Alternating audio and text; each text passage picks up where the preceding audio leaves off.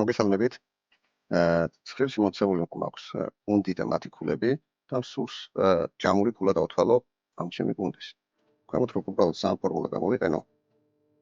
სამწუხაროდ არ დამითვლის ჩემი გუნდის ჯამურ ქულებს, რადგან ეს ჩანაწერები არის ტექსტური ჩანაწერები და ტექსტურ ჩანაწერებზე სამ ფორმულა არ მუშაობს. თუმცა ამის შესვლა შემიძლია ისე, რომ თან რიცხვი ეწეროს, თან ქულაც ეწეროს და დამითვალოს ჯამი. და როგორ გავაკეთოთ ეს?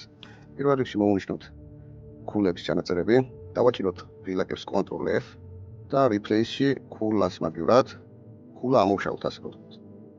ქულა სადაც წერია იქ ამოიშლება, აქ თუ არაფერს არ ჩავთვალოთ და replace all from utsend, ყველა ქულა ამოიშალა სადაც ეწერა. ხოლო შემდეგ ისევე მოვუნიშნავთ ჩვენს ქულების ჩანაწერებს shell formatting-ში, სადაც custom formatting-ს ავირჩევ და general square-ზე ჭალებში მივაწერ ქულას.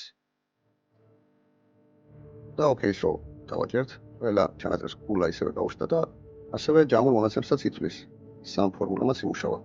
მეგობრებო, თუ გაინტერესებთ Excel-ის შესწავლა ნულიდან პრაქტიკულ გამოყენებამდე, თხოვთ კომენტარებში დაწეროთ კურსი და მოგწერთ დეტალებს.